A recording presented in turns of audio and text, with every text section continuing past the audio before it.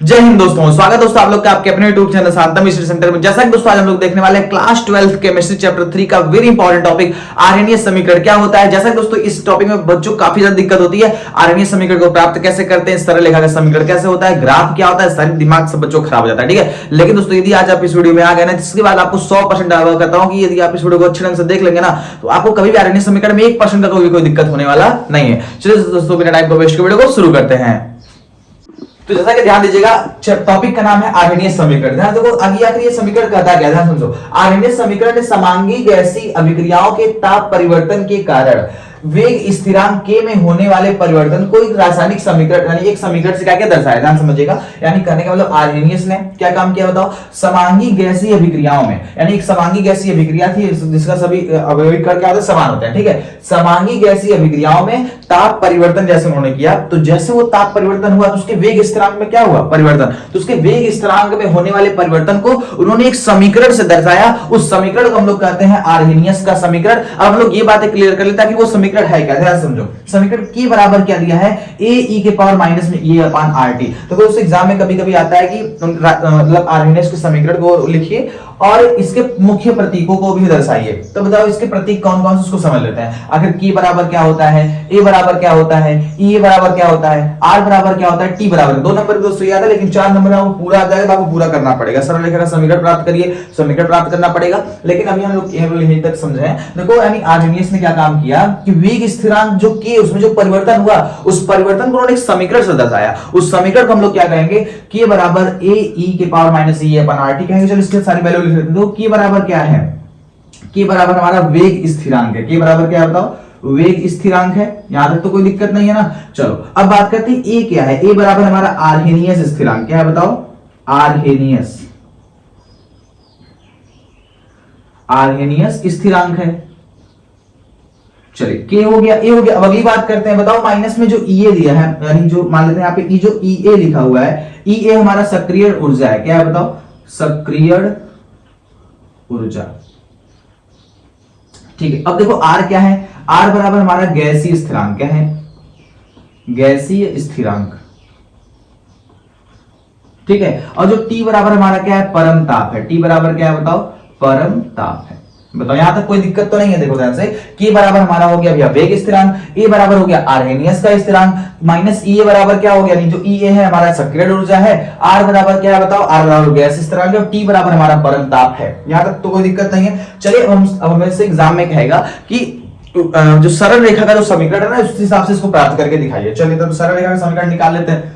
तो पहले काम क्या करेंगे, देखो तो हम लोग को बताओ दिया क्या है, k बराबर हम लोग को दिया है a e के पावर माइनस में EA और बटे में लिखा है RT। तो पूरी बात ध्यान समझे, कैसे कैसे हम लोग को डेरिवेशन इसका करना है। ध्यान समझो, तो पहले क्या काम करेंगे, दोनों पक्षों का क्या लेंगे, लॉग। क्या लेंगे, दोनों पक्षों का लॉग लेंगे। क्या लिख देंगे, ऐसे लिख देंगे, दोनों पक्षों का लॉग लेने पर क्या लिखेंगे, दोनों पक्षों का लॉग लेने पर। तो दोनों पक्षों में लॉग ले लें। चलो लॉग लीजिए फटाक से। बताओ लॉग इसमें लेंगे तो क्या होगा बताओ, लॉग बेस में e k हो जाएगा।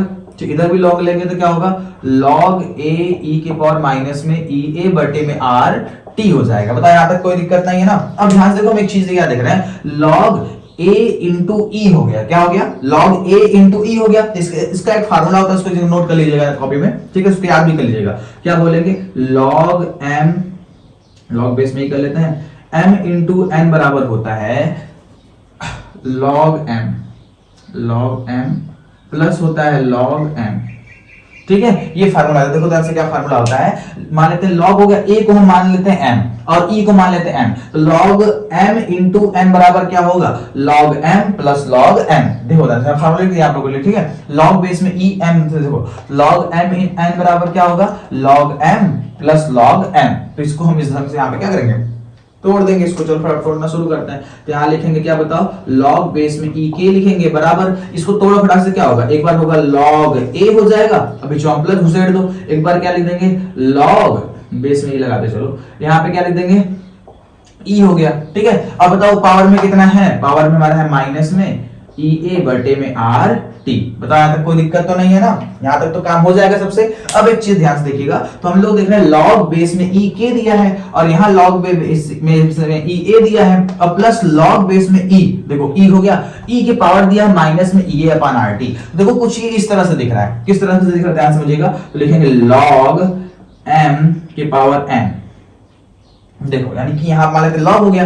अब ध्यान समझो, इस e को क्या मान लेते हैं, m मान लेते हैं। इसके पावर में कितना लिखा है, माइनस में ई ए बटे आर टी लिखा हुआ है। इतनी बातें क्लियर हो गई ना, यानी ध्यान से बात को समझिएगा। तो ये क्या होगा, ऊपर वाला n हो गया, नीचे वाला m हो गया। तो फार्मूला क्या होता है, n को आगे ढकेल दो, यानी n कहां जाएगा, आगे आ जाएगा, बचेगा अंदर क्या लॉग, और इस m चिपका था, m को चिपका दो। बातें क्लियर हो गई। तो ये फार्मूला किसका है बताओ, log m की पावर n का फार्मूला है। तो फार्मूला क्या होता है भैया, n को ढकेल देंगे आगे, n आगे आगे, बाकी कुल सेम log m, कोई दिक्कत नहीं है। सेम ऐसा काम करेंगे, बताओ यहाँ पे भी कर लेते हैं। तो लिखेंगे ऐसे log बेस में ई के हो जाएगा, यहाँ हो जाएगा log बेस में ई ए हो जाएगा प्लस। अब ध्यान से बात को समझो, बताओ अच्छा ये जो log हो गया इसको हम लोग m मानेंगे, इसके पावर ऑफ क्या मानेंगे, n मानेंगे। तो ये n उठा आगे फेंक दो, चलो फेंक दो, ध्यान से क्या होगा, माइनस में ई ए बटे में हो जाएगा आर टी। यहां तक कोई दिक्कत नहीं है ना। अब बताओ क्या क्या बचा, लॉग बेस में ई बच गया, यहां लिख देंगे ऐसे लॉग बेस में ई था ही, और एक कैपिटल ई वाला बड़का वाला ई। यहां तक कोई दिक्कत नहीं है, इतना काम हो गया। अब ध्यान से देखो आगे करना कैसे है, समझो। तो यहां तक तो सारी बातें क्लियर हो गई, यहां तक तो 1% का भी कोई दिक्कत तो नहीं है ना। चलो ठीक है, आगे ध्यान समझो करना क्या है। तो यहाँ पे लिखेंगे, इसको नोट करते चलो। तो यहाँ लिखेंगे ऐसे लॉग बेस में ई के हो जाएगा बराबर लॉग बेस में ई ए हो जाएगा प्लस, इसको नोट करो, माइनस में ई ए बटे में क्या होगा आर टी।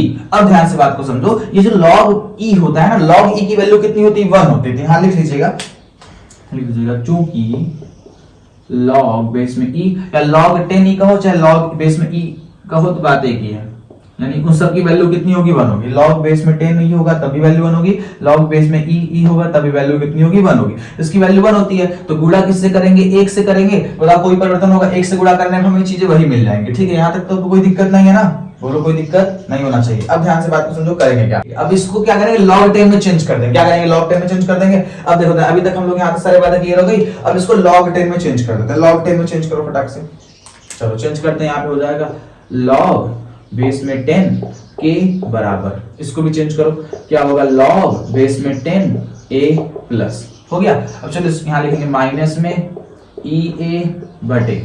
अब देखो जब हम लोग log 10 में चेंज करेंगे तो एक वैल्यू आती है, इसको याद रखिएगा 2.303, प्रथम कोटि के अभी आपको सिखाया गया था 2.303। और क्या बचा यहाँ पे, r बच गया, कोई दिक्कत नहीं है। चलो इसको ब्रैकेट में से बंद कर दो। अब बताओ ऊपर 1 है कि नहीं, ऊपर 1 है, नीचे बताओ क्या है, t है, यानी 1/t होगा ही फिक्स है, क्योंकि 1 से गुणा कराए थे। ऊपर 1 है नीचे t है, तो लिख देंगे 1/t। यहां तक कोई दिक्कत, बोलो कोई दिक्कत यहाँ तक है, बातें क्लियर हो गई। मैं समझो क्या किया हमने, देखो तो पहले हम इस पूरे का log 10 में चेंज किए, log बेस में 10 के हो गया, जहां पे e है वहां 10 हो गया। ठीक है, अब देखो log बेस में e की जगह क्या हो गया, 10, log बेस 10 a हो गया प्लस में माइनस में e a। अब जब log 10 में चेंज करेंगे तो वैल्यू आती है 2.303 होता है, और यहाँ पे r हो गया। अब बताओ ऊपर 1 था नीचे t था, एक बार t को क्या किया, बाहर निकाले, कोई दिक्कत इसमें है, सारी बातें यहाँ तक क्लियर हो गई ना। देखो ये हमारा एक समीकरण बन करके क्या हुआ, आ गया। इसे ही हम कहते हैं सरल रेखा का समीकरण।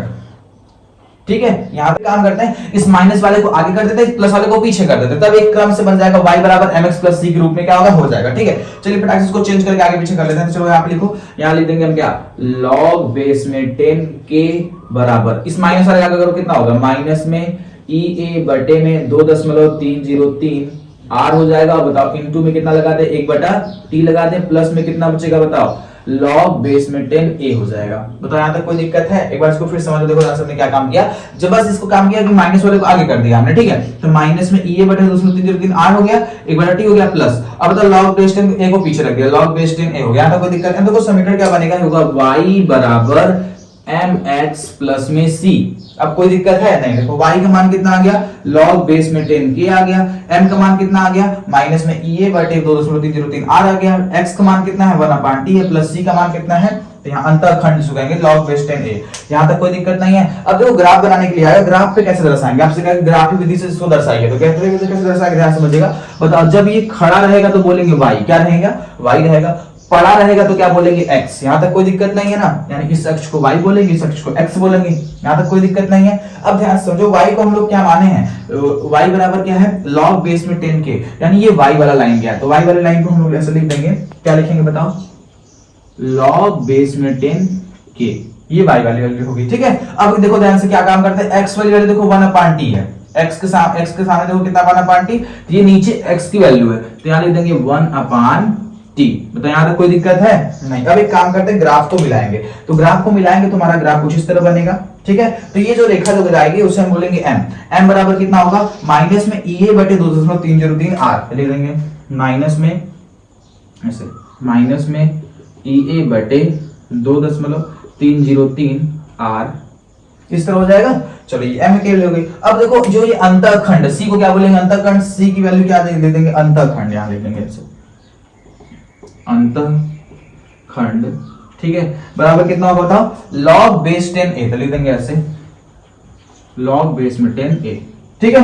तो दोस्तों उम्मीद करते हैं आपको आर्यनीय समीकरण एकदम अच्छी तरीके से समझ में आया होगा, यहाँ पे आपको 1% का भी कोई दिक्कत नहीं होगा, बस ध्यान से बात को समझिएगा, कुछ भी नहीं करना है भैया। वेग स्थिरांक में परिवर्तन होने का उन्होंने एक समीकरण दिया था, उस समीकरण को बोलते हैं आर्यनीय समीकरण। यहाँ पे k क्या है, a क्या है, माइनस e क्या है, सारी वैल्यू यहाँ पे लिख दिया गया, आपको समझा भी दिया गया है। अब देखो सरलीकरण समीकरण प्राप्त करने के लिए दोनों पक्षों का log लेते हैं, log लेकर के यहाँ फार्मूला आएगा log mn, log m plus n हो जाएगा। एक बार क्या आएगा, पावर में आएगा तो ये ढकेल के आगे कर देंगे, log m को पीछे ढकेल देंगे, कोई दिक्कत नहीं है। उसके बाद यहाँ पे log बेस की वैल्यू कितनी मान लेंगे, 1 मान लेंगे। अब यहाँ पे देखो e मानने के बाद फिर एक बार क्या काम करेंगे, log 10 में चेंज कर देंगे, log 10 में चेंज करने के बाद क्या काम करना है, जो माइनस है उसको आगे ढकेल देंगे, प्लस वाले को पीछे ढकेल देंगे, बस काम खत्म हो गया। अब बताओ सरलीकरण समीकरण का फार्मूला क्या होता है, y बराबर mx प्लस c होता है, y की वैल्यू ये खड़ा है तो y, पड़ा है तो x, तो इसलिए आगे m, कोई दिक्कत नहीं है। अब जो अंतःखंड जो c की वैल्यू log बेस 10 हो जाएगा।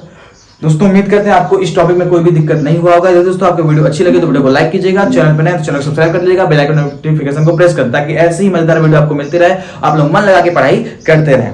दोस्तों कि आपको वीडियो अच्छी लगी तो प्यार से कमेंट करना मत भूलिएगा। तब तक मिलेंगे आपको अगले वीडियो में एकदम शानदार टॉपिक के साथ, तब तक के लिए बाय बाय, जय हिंद, वंदे मातरम।